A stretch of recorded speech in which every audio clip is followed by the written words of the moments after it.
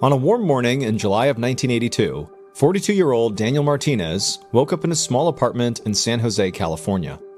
Next to him, his girlfriend Kathy slept with her head on his shoulder. Light poured in through the window, and it made Daniel groan, and he closed his eyes.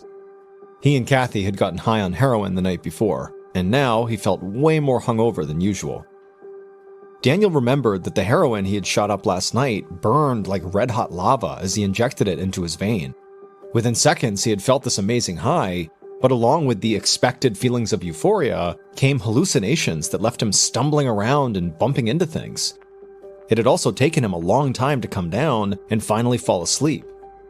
Daniel thought maybe that was why he was feeling so stiff that morning. As he tried to pry his arm out from under Kathy's head, his body felt super heavy. He had to pull his arm really hard, which woke Kathy up. And when Daniel told her how weird he was feeling, she said she felt stiff too. Then she pulled the covers back over her head to go back to sleep. Daniel wanted to lie back down too, but his parole officer told him if he didn't show up for his court appearance that morning, he'd be headed straight back to jail. And so, very slowly, Daniel pulled himself up and shuffled to the bathroom. An hour later, Daniel pulled into the parking lot of the county courthouse. The whole drive, Daniel had struggled just to turn the steering wheel of his old Volkswagen. Now that he was here, he knew he only had 10 minutes to register in the courtroom, so he tried to move quickly. But once he was out of his car, he could barely feel his feet as he walked towards the entrance. He felt so clumsy. It took him multiple tries just to drop his keys into the tray for the metal detector. Daniel did his best to look casual as he walked past the guard. But he stumbled as he passed by and had to grab the conveyor belt just to catch his balance. The guard looked at him suspiciously and asked Daniel if he was intoxicated. Daniel tried to explain that he was sober, but his tongue felt as numb as his feet, and so he slurred when he spoke. And so he was not surprised when the guard took his arm and told him he was under arrest for suspicion of being under the influence, which was a clear parole violation. Daniel knew he was headed to jail. Almost a week later, Daniel sat motionless on his bunk in jail, itching and burning where the weight of his body pressed into the thin mattress. For the past 6 days that he'd been in jail, Daniel had felt his body growing heavier and more rigid. It took him longer and longer to make it to the cafeteria line when it was time to eat, and even when he finally shuffled his way through the line, he dropped his tray at least once per meal. And so the guards started to bring his meals directly to his bunk, but eventually, Daniel couldn't even bend his arms to eat or drink. Finally, the guards brought him soup with a straw, but by that time, his mouth and jaws had started to lock up, and so he couldn't even eat. And on top of that, because his jaw was all locked up, he couldn't really speak. It was just a raspy gasp. Daniel didn't know what was more terrifying, the fact that he couldn't make his body move anymore, or the sinking feeling that nobody was coming to help him. As Daniel sat there motionless on his bed, he heard the heavy metallic sound of the guard's flashlight knocking on his cell door window. Daniel heard the guard then shout out 2 or 3 commands at him, but his body wouldn't respond, so he just sat there motionless. Then Daniel heard the heavy door slide open, and he heard the sound of the guard's boots walking towards him, and then Daniel saw the guard's face as he stared directly into Daniel's wide-open, unblinking eyes. Daniel watched as the hulking guard reached out and gently touched him on the shoulder. And because Daniel was so rigid and couldn't really move his body, as soon as the guard touched him, it was like he became a rocking chair. He just went back and forth on the bunk, more like a piece of wood than a human body. The guard took one more look into Daniel's eyes, and then a moment later pulled out his radio and called for medical help. Later that day, Dr. Owen Green examined the middle-aged man who now lay shackled to the gurney in the emergency room of the Santa Clara Valley Medical Center. Dr. Green checked his watch and noted that the man, Daniel Martinez, had stared straight ahead without blinking for at least 3 straight minutes, and the rest of his body was motionless too. And not just motionless, but frozen. Dr. Green could barely move the man's legs or arms without applying significant force. Dr. Green wondered if maybe Daniel had been given tranquilizers to keep him docile. So he ordered standard blood tests, and soon enough, he had the results. The tests found no tranquilizers in Daniel's system. Meanwhile, several hours had gone by, and Daniel's frozen state had not changed at all. So the doctor decided to run a few more tests just to make sure Daniel wasn't faking his symptoms to try to get out of jail. Dr. Green picked up the small hammer normally used to tap under a person's kneecap to test their reflexes. But instead of doing that, the doctor turned the hammer over and dragged the pointed side very firmly across the sole of Daniel's left foot. Now, normally, this would elicit a pretty big reaction. It's uncomfortable. But as he did it, Daniel stared straight ahead, giving no reaction. Next, the doctor took Daniel's right hand and dragged the hammer across his fingernails, jamming it into his nail beds. Most people cannot absorb that pain without reacting, but again, Daniel didn't even move. Dr. Green still was not entirely convinced that Daniel wasn't faking this, so he decided to try an extreme test. He asked the nurse to bring him a vial of ammonium carbonate, also known as smelling salts. He broke open the capsule and waved it directly under Daniel's nose. Now, most people, when exposed to smelling salts with it right under your nose, will instantly gasp for oxygen as their nose fills with the most irritating ammonia vapors. But Daniel didn't even cough. At this point, Dr. Green knew Daniel could not be faking his symptoms. Something was clearly very wrong with Daniel, and he needed to be seen by a specialist. A week later, Dr. Kenneth Schuster, the hospital's head of neurology, walked into an exam room to check up on Daniel. As Dr. Schuster entered the room, Daniel lay propped up in bed. He stared straight ahead, his mouth slightly open. His arms were bent and frozen at his sides. Dr. Schuster had been asked to help make sense of Daniel's symptoms. Many other doctors had tried to diagnose Daniel, but so far, nobody had an answer. By this point, Daniel basically could not speak at all, so as a result, it was impossible to get a clear medical history from him. And even though Dr. Schuster could see clear track marks on Daniel's arms, indicating a history of intravenous drug use, he didn't know of any drug, legal or otherwise, that could cause a man to freeze like this. So, the doctors could not agree whether Daniel's problems were from a psychological problem or caused by a physical condition. Now, the staff psychiatrist had diagnosed Daniel with something called catatonia, which is a condition where someone becomes rigid and mute after some sudden psychological crisis.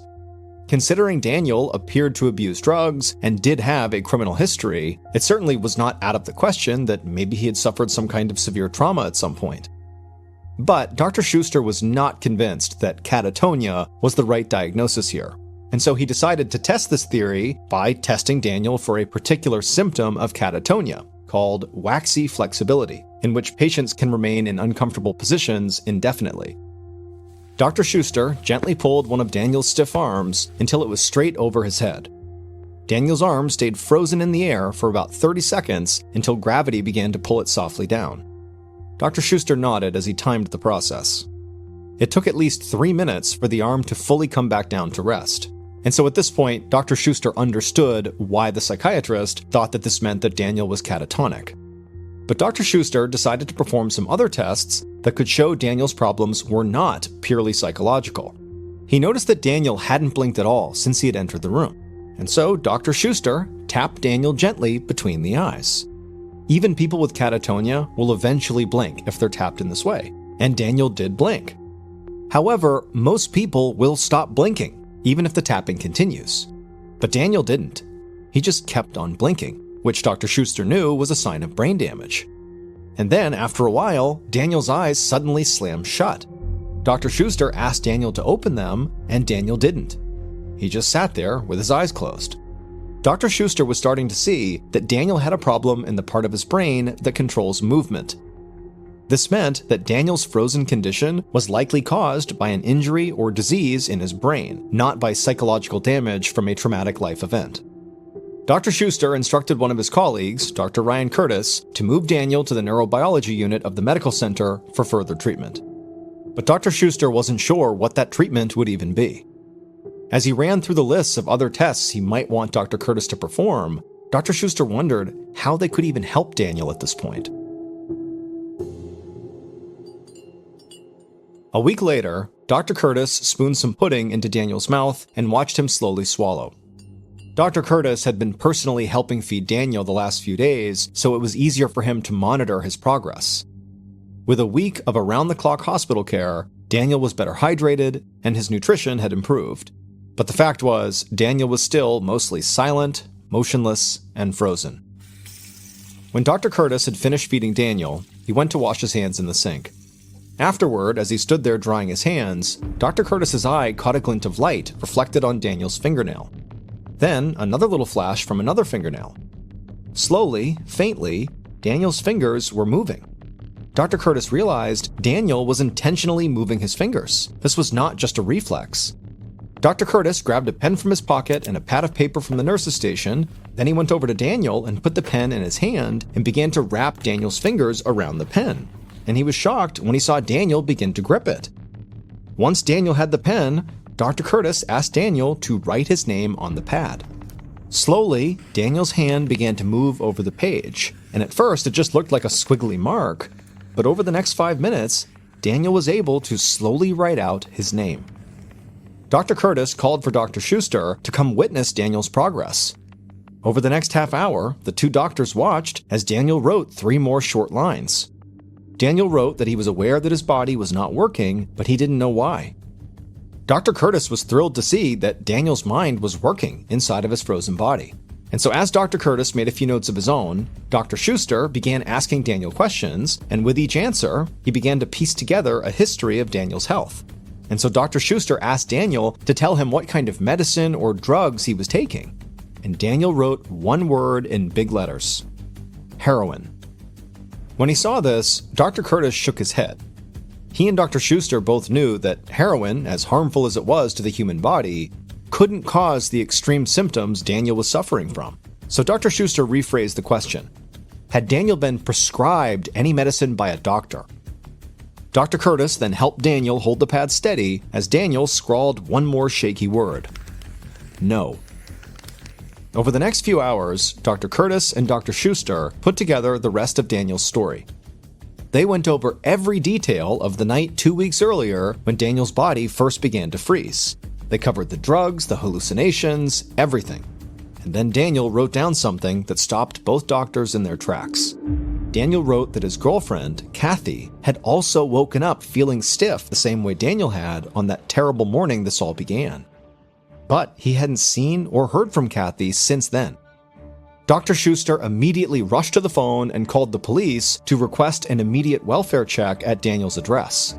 He could only hope that Kathy was still alive.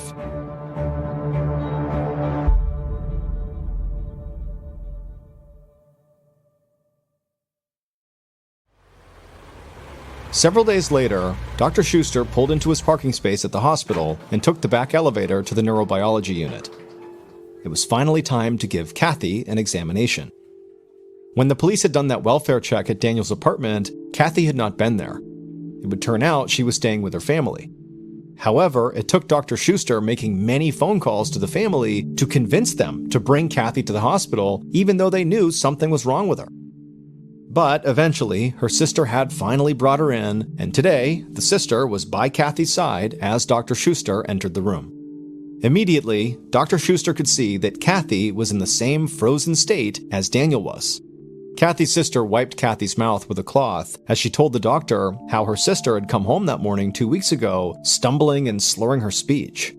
The family had rushed her to the hospital, but the doctors there had refused to admit her for what they assumed was drug intoxication. Kathy's sister was outraged, but she was afraid that if she made a scene, Kathy might be arrested, so she brought Kathy home. Since then, the entire family had taken care of Kathy around the clock and prayed she would just snap out of this. Dr. Schuster told the women that his best guess as to what was happening to Kathy, which also clearly was happening to Daniel, must have started on the same day, that whatever happened to both of them at the same time. Maybe they accidentally ate something toxic, a pesticide perhaps. Maybe there was a carbon monoxide leak in the furnace, or they had some other chemical exposure in Daniel's apartment. Dr. Schuster said he didn't want to rule anything out at this point. And so in order to figure out this mystery, Dr. Schuster convinced the sister to let him admit Kathy to the hospital. That way, at a minimum, she could get the basic care that she needed. A few days later, Dr. Curtis took the short drive down to Santa Cruz, where a fellow neurologist was throwing a party. Once he got inside, he was happy to see some old friends. But it wasn't long before he and his neurologist friend were back to talking medicine.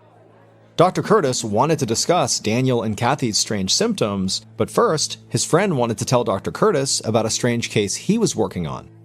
He described 2 patients he had seen in a local emergency room the week before. They were brothers who lived in Watsonville, about 50 miles from San Jose. They were 2 healthy young men in their 20s who had been found in their apartment by their mother. Both men were completely frozen, unable to move or talk. Dr. Curtis couldn't believe what he was hearing. His friend was describing Daniel and Kathy's symptoms exactly. He found himself nodding when his friend said that he thought these 2 brothers had the symptoms of a neurological disease called Parkinson's, which can make muscles rigid and slow-moving. Dr. Curtis had discussed the possibility of Parkinson's with Dr. Schuster, but they both agreed that a Parkinson's diagnosis could not possibly be correct for Daniel and Kathy. Parkinson's develops slowly, and Daniel and Kathy had gotten sick literally overnight. What's more, Parkinson's disease is not contagious, but both Daniel and Kathy fell ill at the exact same time. So diagnosing Daniel and Kathy with Parkinson's, it just didn't make any sense. Dr. Curtis's friend felt the same way about his 2 patients.